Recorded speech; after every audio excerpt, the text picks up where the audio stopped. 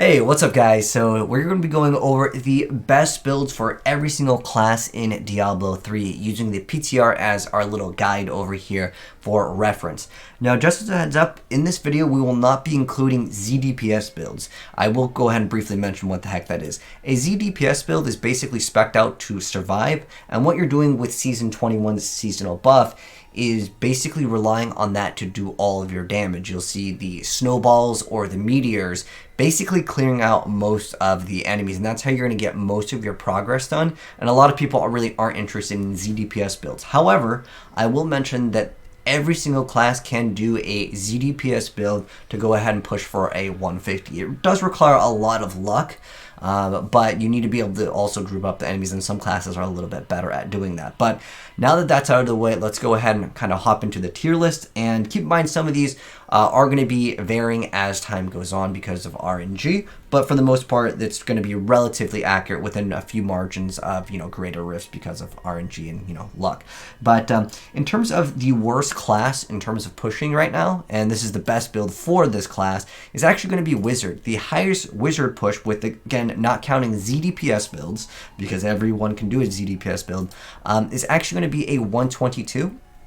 And if I go a little bit fast here, feel free to go ahead and pause at any moment in case you guys want to go ahead and read what the heck people are trying to roll on their gear. But pretty much just like in most Diablo stuff, you're looking for crit hit chance, crit hit damage, and some builds will want area damage because it can be quite powerful for certain builds, like for example the Rend Whirlwind Barbarian. Certain things have been buffed and nerfed, and I'll mention some of the things that have been changed for Season 21, but this will also give you guys an idea on what kind of gems you want to roll, as well as, of course, what you're looking to go ahead and obtain for your class over here.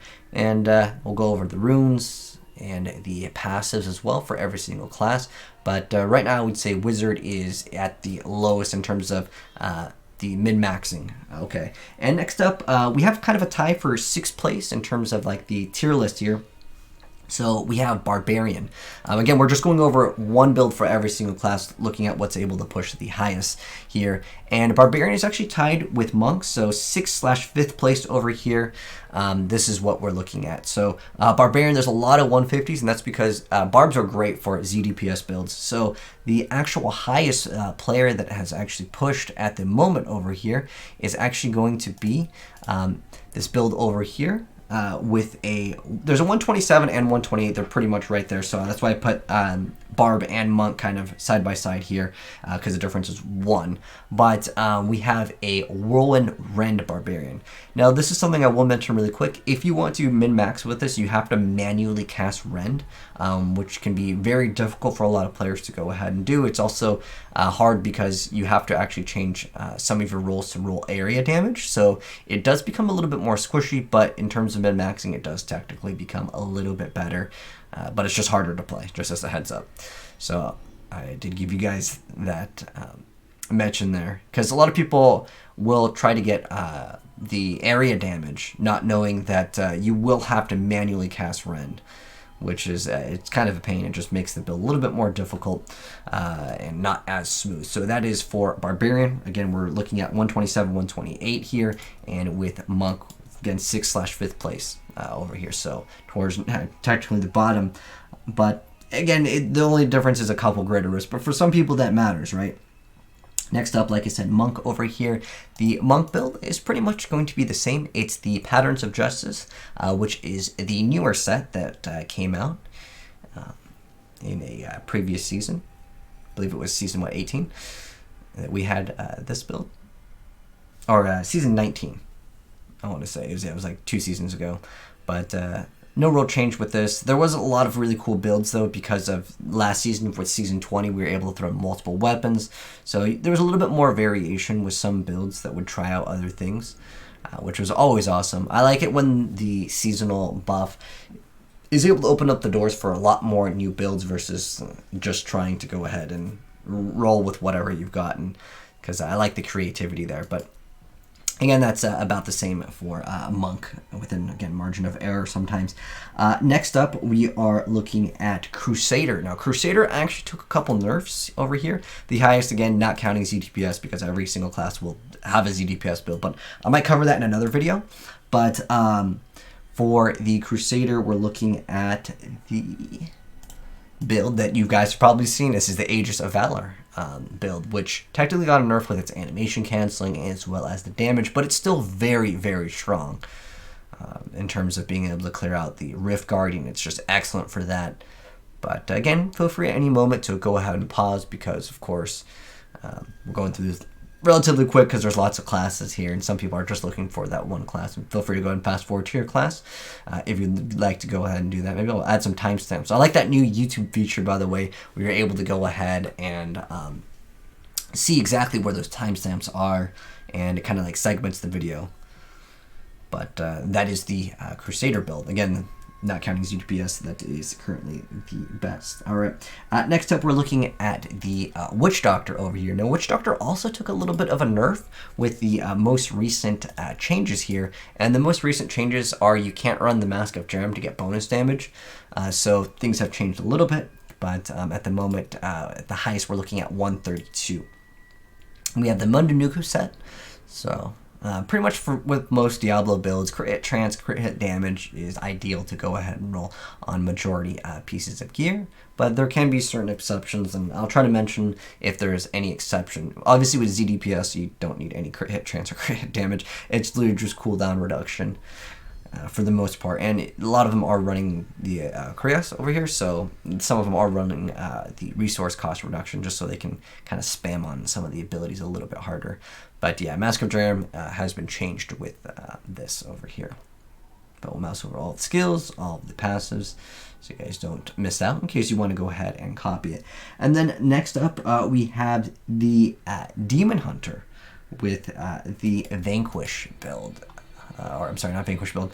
The Demon Hunter with, his name's Vanquisher, but the build of the Gears of Dreadlands set. This is the new set, and I'll try to pin down below the gameplay of these builds if you guys want to know more in depth on how to play some of these. But this video is to serve a purpose as far as going over like what is going to be the best. But at the moment, this is going to be in second place. This build's really fun too. It's basically like a whirlwind, but every once in a while you go ahead and use Hungering Arrow, so you can basically it's like almost like refilling up your ammo, and then you kind of shoot them all out. It's a fun build for sure.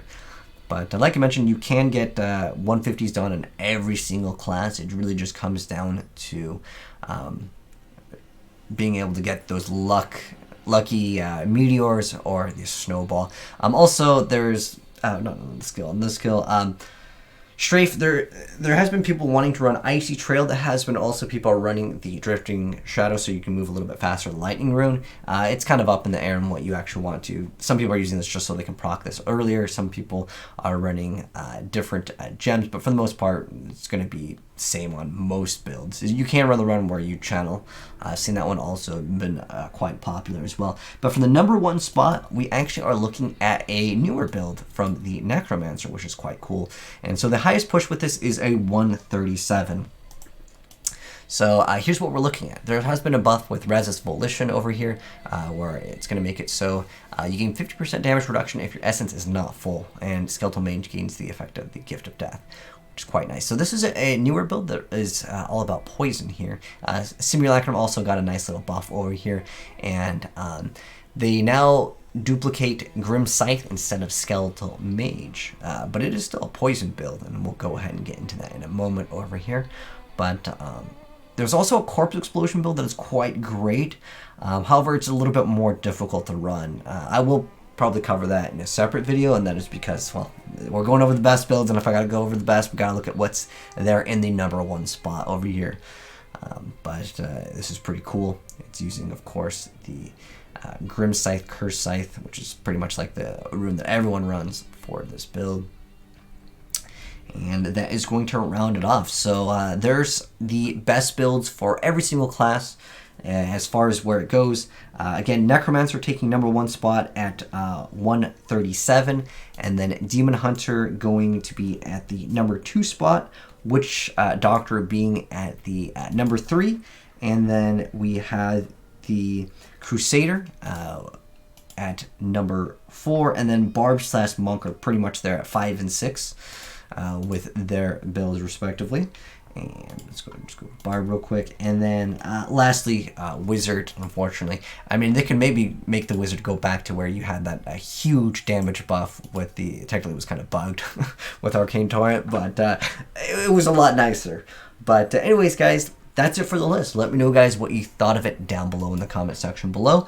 And let me know, guys, what you plan to play coming into Season 21. For me, personally, I think I'm going to go ahead and roll a Demon Hunter just because I like the new set. I always want to try to play the new content just because it's the most enjoyable. And, you know, when there's new content, and as a content creator, I like to go ahead and show off that. But yeah, that's the build I plan to play.